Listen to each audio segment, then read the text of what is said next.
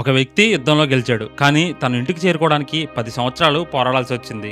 ఆ ప్రయాణంలో అతను ఎదుర్కొంది సాధారణ శత్రువులు కాదు, ఒంటికన్నుతో ఉండే రాక్షసులు, సముద్రాన్ని శాసించే దేవుడు, మనుషులు తినే భయంకరమైన జీవులు, ప్రాణాలు తీసే సముద్ర తుఫాన్లు.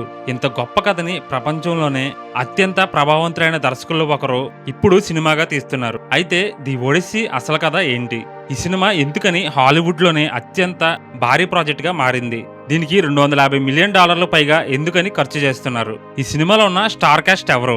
ఈ వీడియోలో ఇప్పటి వరకు తెలియని కొన్ని ఇంట్రెస్టింగ్ పాయింట్స్ గురించి తెలుసుకుందాం. ముందుగా చాలా మందికి సందేహం ఉంటుంది, ది ఒడిస్సీ అంటే అసలు ఏంటి? ఇదేమీ కొత్తగా రాసిన కథ కాదు. దాదాపు 3000 సంవత్సరాల క్రితం గ్రీకు కవి హోమర్ రచించిన ప్రపంచంలోనే అత్యంత ప్రసిద్ధి ఇతిహాసాల్లో ఒకటి. ఈ కథ వేల సంవత్సరాలుగా ఎన్నో భాషల్లోకి అనువదించబడింది. ప్రపంచంలోని చాలా యూనివర్సిటీల్లో ఈ కథను ఇప్పటికీ చదువుతారు, ఎందుకంటే ఇది కేవలం యుద్ధ కథ కాదు. ఇది ధైర్యం, తెలివితేటలు, కుటుంబం కోసం చేసే ఒక పోరాటం, మరియు మనిషి ఎలాంటి పరిస్థితుల్లోనైనా ఎలా ఎదుర్కొని నిలబడాలో చెప్పే ఒక గొప్ప ప్రయాణం. కథ ఏ జోనర్ లో ఉండబోతుంది? చాలా మంది అనుకుంటారు ఇది ఒక ఫ్యాంటసీ మూవీ అని, కానీ ఈ సినిమా ఒకే జోనర్ లోకి రాదు. Mythological epic, action adventure, survival drama, fantasy, psychological journey అంటూ ఇలా అన్నీ కలిసిపోతాయి. అంటే ఒకవైపు భారీ యాక్షన్ ఉంటుంది, భావోద్వేగాలు, రాక్షసులు, సముద్ర యుద్ధాలు, రాజకీయ కుట్రలు అన్నీ ఒకే కథలో కనిపిస్తాయి. అందుకే ప్రపంచంలోని అత్యంత అడ్వెంచర్ కథల్లో ది ఒడిస్సీ ఒకటిగా నిలిచింది. ఇప్పుడు ఒక మెయిన్ పాయింట్ లోకి వద్దాం. ఇన్ని కథలుండగా క్రిస్టోఫర్ నోలన్ ఎందుకని ది ఒడిస్సీ కథనే ఎంచుకున్నాడు?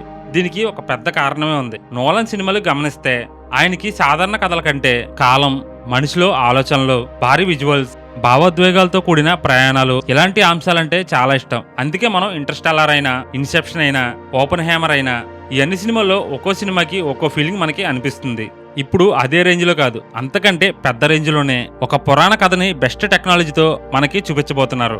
అందుకే ప్రపంచవ్యాప్తంగా ఈ సినిమా గురించి అంచనాలు హై రేంజ్ లో ఉన్నాయి. ఇప్పుడు అసలు కథలోకి వెళ్దాం. ట్రోజన్ యుద్ధం ముగిసిపోయింది. యుద్ధంలో విజయం సాధించిన తర్వాత ఇదాక రాజు ఒడిసియస్ ఎలాగైనా నా కుటుంబం దగ్గరికి వెళ్ళాలి, కానీ అక్కడి నుంచే అసలు కథ మొదలవుతుంది. సాధారణంగా ఇంటికి వెళ్ళడానికి కొన్ని రోజులు లేదంటే కొన్ని వారాలు మాత్రమే పడుతుంది, కానీ ఒడిసియస్ కి మాత్రం పూర్తిగా 10 సంవత్సరాలు పట్టింది.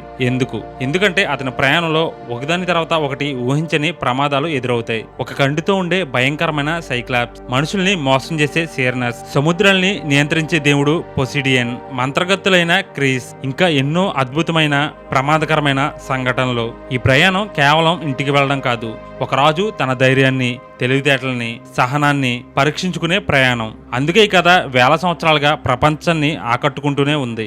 ఇలాంటి భారీ కథకి నోలన్ భారీ స్టార్ కాస్ట్ నే తీసుకొచ్చారు. ప్రధాన పాత్రలో మెటా డెమోన్, చాలా పవర్ఫుల్ అయిన ఒడిసియస్ పాత్రలో ఆయన నటిస్తున్నారని మీ అందరికీ తెలిసిందే. అలాగే Tom Holland, Anne Hathaway, Zendaya, Robert Pattinson, Charlize Theron వంటి హాలీవుడ్ స్టార్లు ఈ సినిమాలో ఉన్నారు. అయితే గుర్తుంచుకోవాల్సిన విషయం ఏంటంటే ఈ స్టూడియో అన్ని క్యారెక్టర్స్ యొక్క పాత్రలను క్లారిటీగా రివీల్ చేయలేదు. అలాగే క్యాస్ట్ షోలో కనిపించే ప్రతి క్యారెక్టర్ దాంట్లో నిజంగానే ఎలా ఉంటుందని నమ్మకండి, ఒక్కోసారి వేరేగా కూడా ఉండే అవకాశం ఉంది. ఈ సినిమా అంచనా బడ్జెట్ $250 మిలియన్ పైగానే ఉంటదని చాలా మంది అనుకుంటున్నారు. $250 మిలియన్ అంటే దాదాపు ఇండియన్ కరెన్సీలో 2000 కోట్లు. ఇది నోలన్ కెరియర్ లోనే అత్యంత భారీ బడ్జెట్ తో తీస్తున్న మూవీ అని కూడా చెప్తున్నారు. ఇంత భారీ బడ్జెట్ అవడానికి కారణాలు ఏంటో తెలుసా? ప్రపంచంలోనే అనేక దేశాల్లో షూటింగ్, ఐమాక్స్ ఫార్మెట్ లో ఈ సినిమాని తీయడం, భారీ సెట్లు, స్టార్ కాస్ట్, ఇంకా మెయిన్ ఇంపార్టెంట్ ప్రాక్టికల్ ఎఫెక్ట్స్. ఇంకా చాలా మంది యాక్టర్స్ రెమ్యునరేషన్ గురించి మీకు కొంచెం డౌట్ ఉండొచ్చు. మ్యాట్ డామన్ ఎంత తీసుకుంటున్నాడు, టామ్ హాలండ్ రెమ్యునరేషన్ ఎంత? ఈ సినిమాకి సంబంధించి స్టార్ కాస్ట్ తీసుకునే రెమ్యునరేషన్లు అనేవి ఎక్కడ కూడా అవైలబుల్ గా లేవు. ఒకవేళ ఉన్నా చాలా వరకు అవి ఫేక్ గానే ఉన్నాయి. మెయిన్ వెబ్సైట్ లో అయితే ఎక్కడ కూడా ఈ రెమ్యునరేషన్ సంబంధించిన డీటెయిల్స్ దొరకలేదు. ఇప్పుడు ఈ సినిమా గురించి అందరూ ఎక్కువగా మాట్లాడుకునే విషయం గురించి చూద్దాం.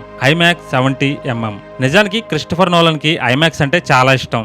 ఆయన గతంలో the dark night, open hammer ఇలాంటి సినిమాలు ఐమాక్స్ ఫార్మాట్ లోనే తీశారు. కానీ ది ఒడిస్సీ విషయంలో మరో అడుగు ముందుకేశారు. ఈ సినిమా కోసం కొత్త టెక్నాలజీ అయిన ఐమాక్స్ 70mm కెమెరాలు యూజ్ చేస్తున్నట్టు తెలుస్తుంది. దీనివల్ల ఈ సినిమాలకి మనం నార్మల్ సినిమాతో పోలిస్తే ఇంకా ఎక్కువగా, ఇంకా విజువల్స్ పరంగా, పిక్చర్ క్వాలిటీ పరంగా ఇంకా మనం అట్రాక్ట్ అయ్యే అవకాశం ఉంది. ఈ సినిమాలో మనమే ఉన్నామేమో అనే స్థాయిలో విజువల్ అపియరెన్స్ ఇవ్వాలనే నోలన్ ప్లాన్. ఈ రోజుల్లో చాలా సినిమాలు గ్రీన్ స్క్రీన్, ఇంకా సీజీఐ మీద ఆధారపడుతున్నాయి. కానీ నోలన్ మావ గురించి మనందరికీ తెలిసిందే కదా. ఆయనకి సాధారణంగా నిజమైన లొకేషన్స్ లోనే షూటింగ్ చేయడం అంటే చాలా ఇష్టం. అందుకే ఈ సినిమా కోసం గ్రీస్, ఇటలీ, ఐస్లాండ్ వంటి దేశాల్లో షూటింగ్ ని చేస్తున్నారు.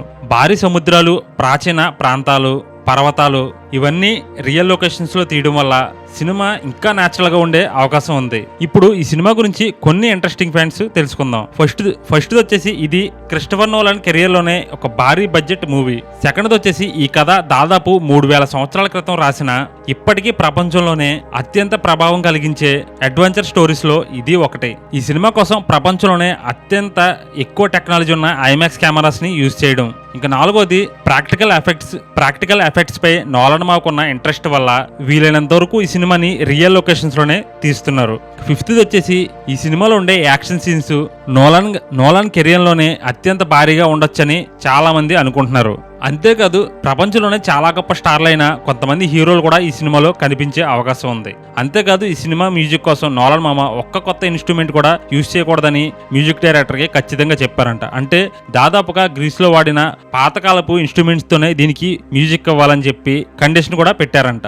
మొత్తానికి ది ఒడిస్సీ మరో హాలీవుడ్ సినిమా కాదు, ఇది వేల సంవత్సరాలుగా ప్రపంచాన్ని ఆకట్టుకున్న ఒక గొప్ప ఇతిహాసం. ప్రస్తుతం ఈ తరం ప్రేక్షకులకి క్రిస్టోఫర్ నోలన్ తన ప్రత్యేకమైన విజన్తో చూపించబోతున్న భారీ సినిమా అనుభవం. ఈ సినిమా అంచనాల్ని అందుకుంటాయా? నోలన్ మరోసారి చరిత్ర సృష్టిస్తాడా? అది తెలుసుకోవాలంటే 2026 జూలై 17 వరకు మనం వెయిట్ చేయాల్సిందే. ఈ సినిమా కోసం మీరు ఎంత ఎక్సైట్గా ఉన్నారో, ఇలాంటి ఇంకొన్ని ఇంట్రెస్టింగ్ వీడియోస్ కోసం మన ఛానల్ని సబ్స్క్రైబ్ చేసుకోండి. అలాగే ఈ వీడియోని ఒక లైక్ కూడా చేయండి. ఇంకా నెక్స్ట్ వీడియో కలుద్దాం. By by.